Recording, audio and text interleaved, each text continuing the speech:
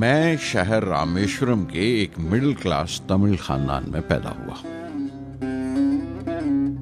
मेरे अब्बा ज़ैनुल आबदीन के पास न तालीम थी न दौलत, लेकिन इन मजबूरियों के बावजूद एक दानाई थी उनके पास और हौसला था। और मेरी माँ जैसी मददगार थी आशी अम्मा। उनकी कई औलादों में एक मैं भी था, बुलंद कामत माँ बाप का एक छोटे से कद वाला मामूली शक्ल सूरत का लड़का। अपने पुश्तैनी मकान में रहते थे हम, जो कभी 19वीं सदी में बना था। काफी वसी और पक्का मकान था रामेश्वरम की मस्जिद स्ट्रीट में। मेरे अब्बा हर तरह के ऐशो आराम से दूर रहते थे, मगर जरूरियात की तमाम चीजें मुयस्सर थीं। सच तो यह है कि मेरा बचपन बड़ा महफूज था, मादी तौर पर भी और जज्बाती तौर पर भी, मटीरियली एंड इमोशनली।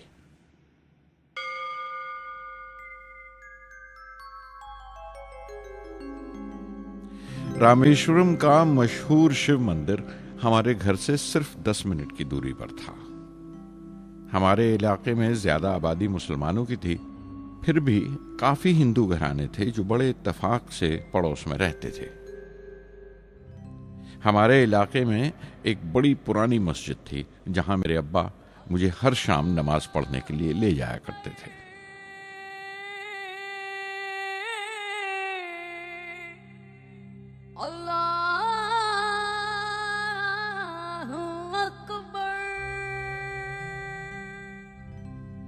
रामेश्वरम मंदिर के बड़े पुरोहित पक्षी लक्ष्मण शास्त्री मेरे अब्बा के पक्के दोस्त थे। मेरी बचपन की यादों में आंकी हुई एक याद ये भी थी कि अपने अपने रवायती लिबास में बैठे हुए वो दोनों कैसे रूहानी मसलों पर देर देर तक बातें करते रहते थे।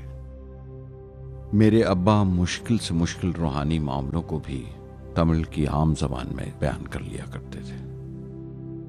एक बार मुझसे कहा था, जब आफत आए तो आफत की वजह समझने की कोशिश करो, मुश्किलें हमेशा खुद को परखने का मौका देती हैं।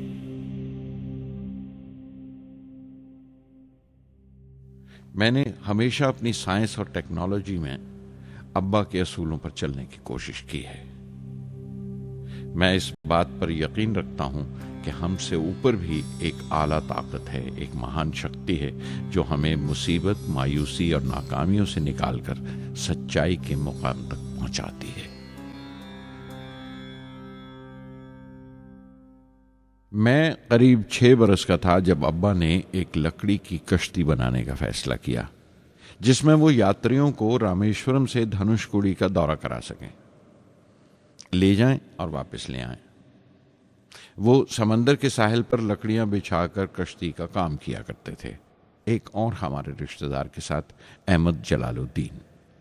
बाद में उनका निकाह मेरी आपा जोहरा के साथ हुआ।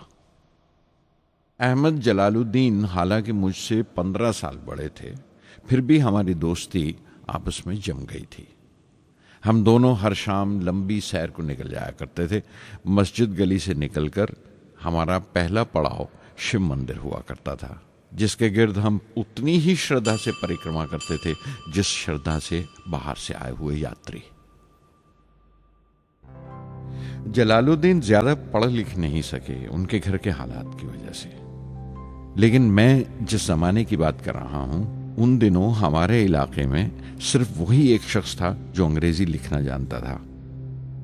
जलालुद्दीन हमेशा तालीम याफ्ता पढ़े लिखे लोगों के बारे में बातें करते थे, साइंस की इजाद, मेडिसिन और उस वक्त के लिटरेचर का जिक्र किया करते थे।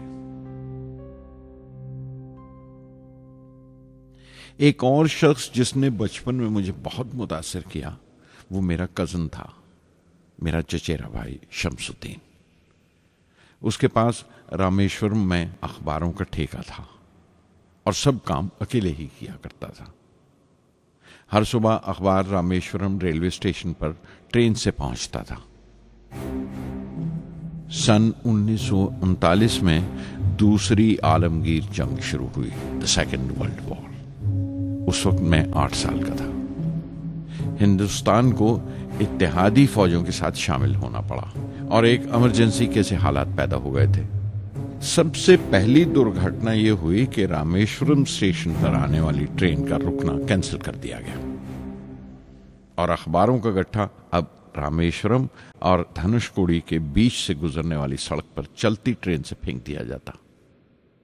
शमसुद्दीन को मजबूरन एक मददगार रखना पड़ा जो अखबारों के गट्ठे सड़क से जमा कर सके। वो मौका मुझे मिला और शमसुद्दीन मेरी पहली आमदनी की वजह बना। हर बच्चा जो पैदा होता है वो कुछ समाजी और आर्थिक हालात से जरूर असरअंदाज होता है और कुछ अपने जज्बाती माहौल से भी। उसी तरह उसकी तरबियत होती है। मुझे दयानतदारी और सेल्फ डिसिप्लिन अपने अब्बा से विरासत में मिला था और मां से अच्छाई पर यकीन करना और रहमदिली।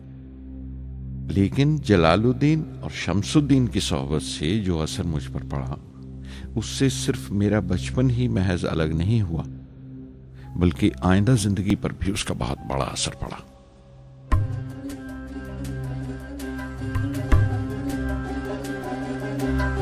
தந்தை மகற்கு ஆற்றும் நன்றி அபயத்து முந்தி இருப்பச்செயல்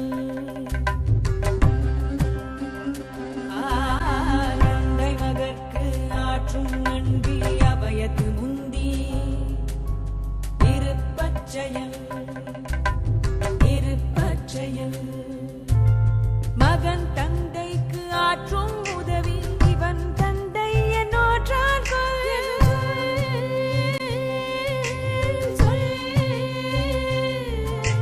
மகன் தந்தைக்கு ஆற்றும் உதவி இவன் தந்தை என்னோற்றான் தந்தை மகற்கு ஆற்றும் நன்றி அபயத்து முந்தி இருப்பச்செயல்